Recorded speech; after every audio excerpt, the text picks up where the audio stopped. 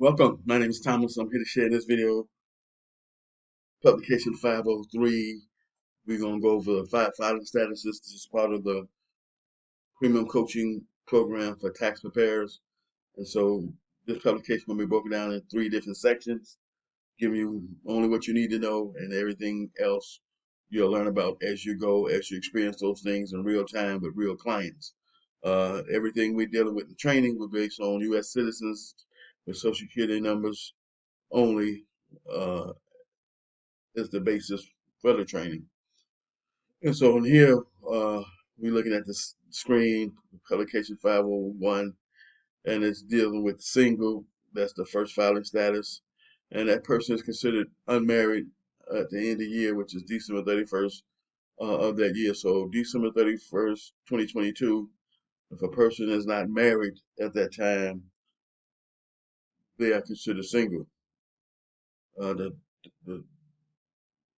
difference between single versus head of household for a lot of clients will be that all clients with children assume they had a household, but when it comes to filing a tax return, the requirements to consider you being head of household are different by IRS rules and regulations. And so, yeah, you being a parent, in your eyes, you believe you had a household, but for tax filing purposes, we don't look at that at all when determining if we're going to give you head of household or not. So a lot of places you went to, they automatically made you head of household because you had dependents or you had kids. But that doesn't make you head of household automatically. We got a few things we look at. We look at income. We look at making sure you have qualifying dependents or children uh, as part of the tax return.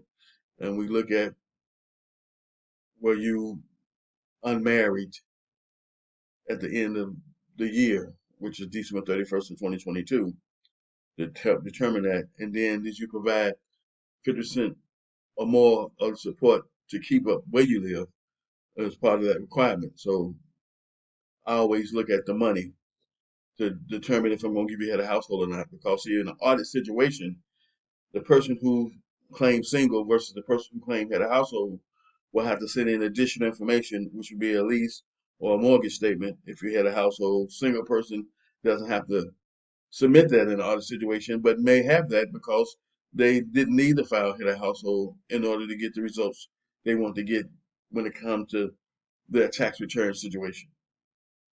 And so normally when we let people know that single versus head of household is dealing with a few requirements, and that based on your money amount, generally you'll get the same amount being single that you would get being head of household, especially if you made under a certain dollar amount. Along with how many kids you may be claiming on the tax return plays a role in it as well.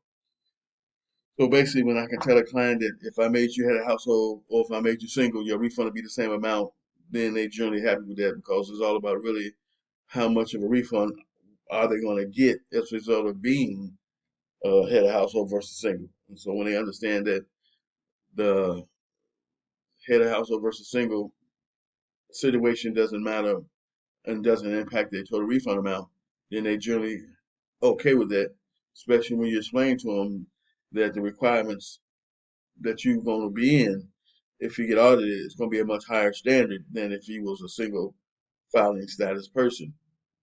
And so they generally fine with that. So that's what we've experienced with single.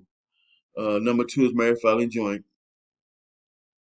And when it comes to that situation, married people who live together all year, they only have two options. They can file a joint return together or married filing separate. Those are the only two options for a married couple that live together all year, or for a married couple that live together for a majority of the year. Meaning, if they separated 8 months after they've been together, there's still not enough time for you to be considered another filing status because you haven't been apart long enough to be considered another filing status based on the separation. So you still will have to file either married filing joint and married filing separately. And so that's basically how that works. But for married filing couples who have children, the worst case scenario is that you don't want to file married filing separately because you get no income. You don't get any income tax credit. You don't get any child tax credit. You don't get any education credit. You get no credits as a married filing separate taxpayer with children, and that's why they stay away from that filing status, even though they married with children and they may have lived together for the whole year, but they want to do something other than married filing joint, which the only two options, I say it again, is married filing joint or married filing separate. That's it. That's all for a married couple who live together for the whole year or majority of the whole year. And so that's the issue of running across with those type of clients who fall into that type of predicament. And then the next one be married filing separately. And married filing separately, like I said, is the worst filing status out of all five that you want to be bothered with. But it's certain circumstances where a married filing separate will not really affect a person's overall status, but may have to file that way because they have no other choice and they're required to do so. So a married couple who choose not to file together must file married filing separate that live together all year. And so those are generally people who have adult kids where they don't get no benefit from having them on a tax return, no way. And then on top of that, uh, the money amounts for both of them will vary. So one might get a refund situation, the other one might not, or they might both hold. It really doesn't matter. But the bottom line is most couples don't file a joint return together because the money. The money is always a factor.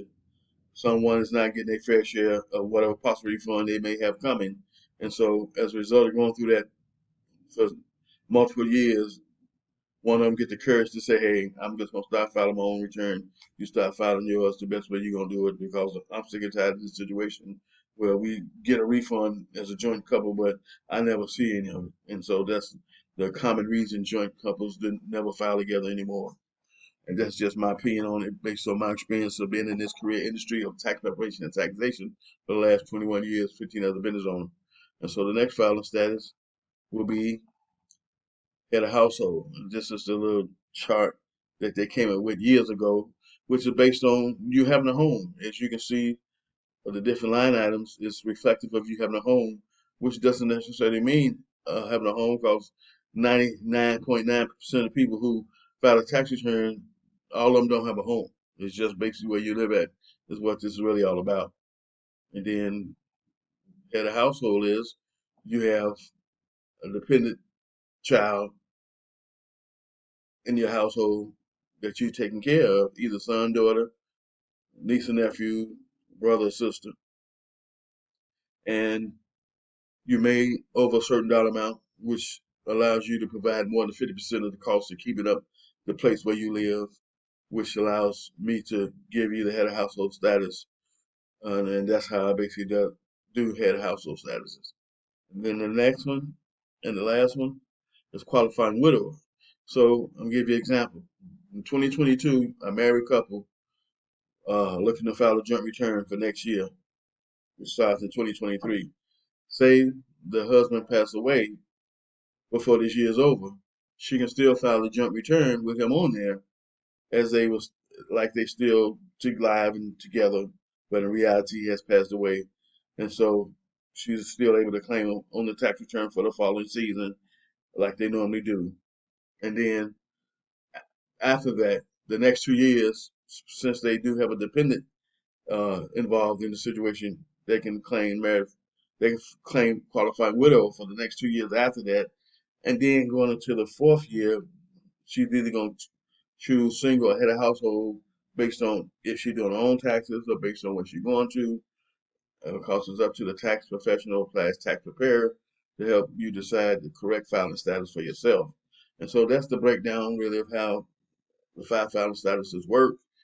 And this here will be put inside the playlist for you to consume at your own leisure. And I'll see you in my next video.